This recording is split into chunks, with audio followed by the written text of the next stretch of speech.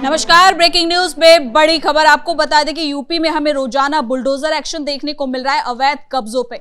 एक बार फिर से संभल की बात करें तो वहां पर भी कब्रिस्तान की जो जमीन पर अवैध निर्माण किया गया है मस्जिद का, उसके साथ अब ये भी खुलासा हो रहा है कि वहां आसपास ना केवल मस्जिद का निर्माण हुआ है बल्कि वहां पे ऐसे मकान है जो उस भूमि पर बनाए गए हैं।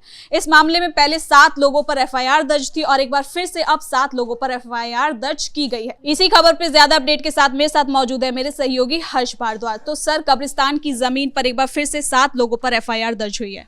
बिल्कुल, देखिए, दरअसल मामला इस तरीके से है कि कैसे गलत तरीके से वक्फ से साक्ष्य छिपाए गए, उसे वक्फ बोर्ड से घोषित कराया गया ज़मीन को कि ये सुरक्षित ज़मीन है, इसके कागजात हमारे पास है, और उसके बाद उस पर निर्माण करवाया गया मस्जिद का।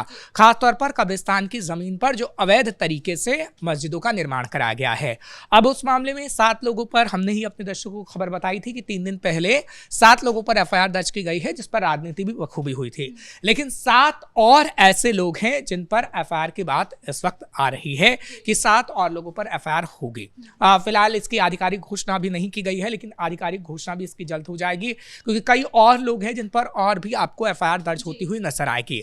क्योंकि कब्रिस्तान की जमीन पर जिस तरीके से मस्जिदों का निर्माण हुआ है, जिस तरीके से घरों का निर्माण हुआ है, वो सवालिया निशान पैदा करता है कि कैसे बड़ी तेजी से 30 घरों का निर्माण किया गया, किस तरीके से मस्जिदों का निर्माण कर लिया गया, जबकि वो कब्रिस्तान की जमीन थी और वो बिल्कुल शाही जामा मस्जिद के पास सटी हुई जमीन है, जिसको लेकर भी राजनीति हो रही है। जांच में सर ये भी सामने आया है कि इन लोगों पे जिन पे एफआईआर दर्ज हुई है उनको ये मालूम था कि ये जमीन कब्रिस्तान की है, उसके बाद भी मकानों का निर्माण किया गया है। बिल्कुल, देखिए, दरअसल ये समाजवादी पार्टी की सरकार में किया गया, ये बसपा की सरकार में किया गया, और आपने हमेशा से देखा है, क्योंकि जब वक्फ कानून नहीं आया था, इससे पहले हमने देखा कि वक्फ ने किस तरीके से हर एक जमीन को अपना बनाने की कोशिश की, गरीबों की जमीन को हड़पने की कोशिश की।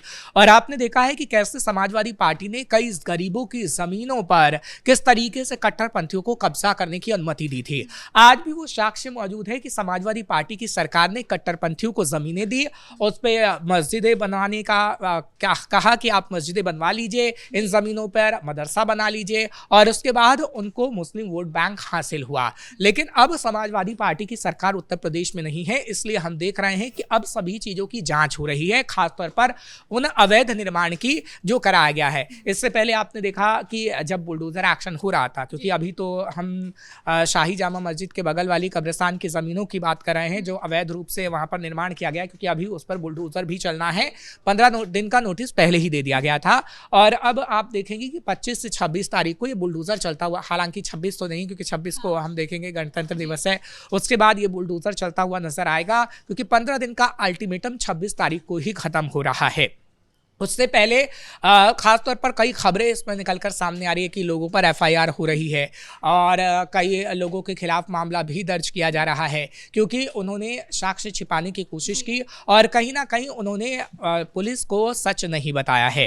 क्योंकि आपने देखा है कि कैसे शाही जामा मस्जिद के आसपास जो घर हैं उन्हें जब तोड़ने की बात सामने आई तो कैसे बवंडर हुआ, कैसे बर्क भी सामने आया और बर्क का अनर्गल बयान भी सामने आया, और बर्क बार बार हमेशा से ही कहते रहे कि मुसलमानों को टारगेट किया जा रहा है, हमारी मस्जिदों को शहीद। आप बर्क के बयान को जरा सुनिएगा कि अभी भी जब 7 लोगों को एफआईआर हुई है, यानी उन मुसलमान लोगों पर एफआईआर हुई जिन्होंने घरों का निर्माण कर रखा था, बाकायदा जिसने मस्जिद का निर्माण किया था उसके ऊपर भी एफआईआर हुई है। तो बर्क की तरफ से यही कहने की कोशिश की जाती है कि मस्जिद को शहीद किया जा रहा है। सर, इसमें जो गड़बड़ी हुई है वो बड़े स्तर पर हुई है, क्योंकि जब जांच में ये भी क्लियर किया गया है कब्रिस्तान की जमीन को जब वक्फ बोर्ड की संपत्ति घोषित किया था उस दौरान भी ये पहले से दर्ज था कि ये संपत्ति कब्रिस्तान की ही है। बिल्कुल, देखिए, साक्ष्य छिपाएगा। वक्फ बोर्ड की संपत्ति आप अभी बता रहे हैं, और आपने झूठ बोला कि वक्फ बोर्ड की संपत्ति है, लेकिन जो वक्फ बोर्ड को साक्ष्य दिए गए थे, इतिहास के पन्ने ये बताते हैं कि वो झूठे साक्ष्य दिए गए थे, जिसके आधार पर ही उन लोगों पर एफआईआर दर्ज की गई है। आपने ना तो वक्फ को सच्चाई बताई, ना आपने प्रशासन को सच्चाई बताई, आपने सिर्फ और सिर्फ झूठ ही गढ़ा है, जिसको लेकर ही एफआईआर हुई है। अब आप देखिएगा कि पहले 7 लोग और अब उन संख्या बड़ी तेजी से बढ़ रही है। अभी कुछ कुछ और नाम भी सामने आएंगे और संभल में राजनीति इस मामले में और तेज होगी। राजनीति इसलिए हो रही है खासतौर पर क्योंकि शाही जामा मस्जिद के आसपास के घर टूट रहे हैं, शाही जामा मस्जिद के आसपास की मस्जिदों को तोड़ा जा रहा है। क्योंकि देखिए शाही जामा मस्जिद का मामला तो अभी कोर्ट में है, उसका सर्वे हुआ 24 नवंबर 2024 को संभल के अंदर। तो खास तौर पर हमने देखा कि कितना बवाल हुआ, हिंसा हुई और उसके बाद ये मामला अभी कोर्ट में चल रहा है। कोर्ट के अंदर जब फैसला आएगा तो शाही जामा मस्जिद पर क्या होगा, बुलडोजर चलेगा, क्या होगा, ये तो बात की बात है, अभी कई साल इसमें लग सकते हैं। लेकिन हाँ, उन पर बुलडोजर जरूर चल रहा है जो शाही जामा मस्जिद के आसपास हैं, और जो शाही जामा मस्जिद के आसपास मस्जिद मदरसे हैं वो अवैध तरीके से बनाए गए हैं, उन पर बुलडोजर चल रहा है। जबकि देखिए कि बर्क की तरफ से कहा गया कि हम कोर्ट में जाएंगे, अभी तक बार कोर्ट में नहीं गए। अभी आप देखिए सवाल तो यही उठता है, राहुल गांधी जैसे बड़े नेता, अखिलेश यादव जैसे बड़े नेता बार बार ये कहते हैं कि देखिए गलत कार्रवाई हो रही है। जब आपको लगता है कि गलत कार्रवाई हो रही है तो आप कोर्ट के अंदर जा सकते हैं। वाकई सही बात है कि अगर विपक्ष ये कह रहा है कि गलत कार्रवाई है या सरकार अपनी मनमानी कर रही है तो उनके पास एक कोर्ट का दरवाजा है जहाँ पे वो जा सकते हैं, लेकिन आरोपों के बाद भी वो नहीं जाते हैं। बिल्कुल सवाल यही है। आप देखिए कि मतदाताओं को लेकर, फर्जी मतदाताओं को लेकर कैसे नैरेटिव गढ़ा गया। राहुल गांधी ने बार बार बताया कि कर्नाटक में कैसे फर्जी मतदाता, कैसे इधर मतदाता फर्जी है और वो फर्जी वोट डाल रहे हैं। लेकिन क्या कांग्रेस के बड़े लीडर कोर्ट के अंदर गए? नहीं गए। आप बार बार चुनाव आयोग से सवाल पूछते रहे, चुनाव आयोग भी सवालों का जवाब बखूबी देती रही क्योंकि उसे देना है। चुनाव आयोग पर अगर कोई सवाल उठाएगा तो उसका जवाब वो देगी। लेकिन क्या आप कोर्ट के अंदर गए? नहीं गए। आप यहाँ पर भी देख लीजिए कि समाजवादी पार्टी के सांसद बर्क हर दिन मैदान में आ जाते हैं, हर दिन इस शब्द का इस्तेमाल करते हैं कि मस्जिद को शहीद किया जा रहा है। देखिए वो भड़काने की कोशिश करते हैं, शब्द का इस्तेमाल करते हैं। बिल्कुल यही सवाल है कि आप शहीद शब्द का इस्तेमाल क्यों कर रहे हैं जब वो अवैध तरीके से मस्जिद बनी है या फिर कोई भी धार्मिक संरचना हो।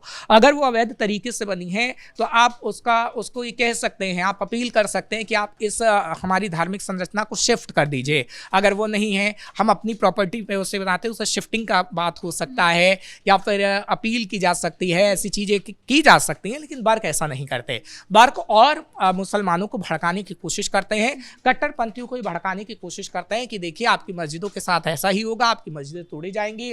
प्रशासन किस तरीके से हिंदूवादी एजेंडे को फैला रही है और मुसलमानों के साथ प्रताड़ना कर रही है। मुसलमानों के मदरसों, मस्जिदों को तोड़ा जा रहा है, उनके इतिहासों और साक्ष्यों को खत्म करने की कोशिश की जा रही है। जबकि आपने हमेशा से देखा है कि समाजवादी पार्टी ने ही संभल के इतिहास को खत्म करने की कोशिश की। क्योंकि सर ये जो अवैध निर्माण अब निकलकर सामने आ रहा है, ऐसा नहीं है कि ये अभी से हो रखे हो, ये काफी साल पहले, कोई 100 साल, 50 साल, 30 साल का इसमें आंकड़ा आ रहा है सामने। बिल्कुल देखिए 40 साल, 30 साल और तो और 140 साल पुरानी मस्जिद है जिसको अब तोड़ा जा रहा है। क्यों तोड़ा जा रहा है? क्योंकि वो अवैध है, दस्तावेज वो दिखा नहीं पा रहे हैं। आपने चाहे कहीं से भी जमीन ली हो, पुराने भी हमने देखा जाता कि जब जमीन ली जाती थी तो कैसे लिखित, हाथ से लिखित कार्रवाई होती थी और बताया जाता था कि ये जमीन आपकी है। क्या आपके पास वो पर्चा है? आपके पास वो पर्चा भी नहीं है, आपके पास कोई रिकॉर्ड भी नहीं है। तो आप कैसे कह सकते हैं कि वो मस्जिद पूरी तरीके से वैध है? आप कब्रिस्तान की ज़मीन को ही ले लीजिए, बाकायदा मुसलमानों को जिन्होंने ये कब्जा किया है उनको नहीं करना चाहिए क्योंकि वो कब्रिस्तान की ज़मीन है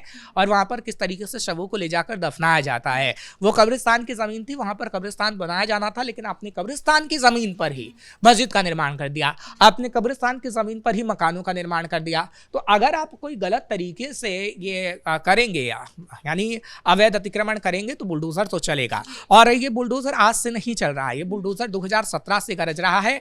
अभी देखिए क्यों ये लाइमलाइट में संभल आ गया है, क्योंकि 24 नवंबर 2024 को जब हिंसा हुई है तब से बार बार संभल का नाम आ रहा है। ऐसा नहीं है कि संभल में पहले बुलडोजर ना चला हो, और विपक्ष भी तो इसका बार बार जिक्र करती है, तो ये मुद्दे में बना रहता है। देखिए मुद्दा 24 नवंबर 2024 के बाद बना और ये विपक्ष ने मुद्दा बनाने की कोशिश की जब उसने मस्जिद के सर्वे को लेकर विरोध किया, बवंडर काटा। हालांकि कोर्ट में मामला चल रहा था, जब कोर्ट की परमिशन के बाद ही सर्वे हुआ तो कोर्ट के अंदर आपको जाते के विरोध करना चाहिए था। लेकिन कुछ कट्टरपंथियों ने और कुछ विपक्षी पार्टियों ने मैदान में आकर उसका खुला विरोध किया और हमने देखा है कि आप लोकतंत्र में आप प्रदर्शन करिए, किसी ने मना ही नहीं, संवैधानिक अधिकार है, लेकिन वो शांतिपूर्ण होना चाहिए। लेकिन आपने प्रदर्शन के नाम पर कट्टरवाद फैलाने की कोशिश की, आपने प्रदर्शन के नाम पर किस तरीके से हिंदू मुस्लिम कराने की कोशिश की, आपने कैसे कट्टरपंथ को फैलाया और हिंदू घरों दुकानों को निशाना बनाया, ये कहकर कि आपकी शाही जामा मस्जिद को शहीद किया जा रहा है। जबकि मामला कोर्ट के अंदर था, कोर्ट से बड़ा कोई नहीं है। कोर्ट जो भी फैसला देगा वो कहीं ना कहीं करना पड़ेगा प्रशासन को और कोर्ट की तरफ से ही सर्वे का फैसला फैसला लिया गया था जब प्रशासन की तरफ से कार्रवाई की गई थी।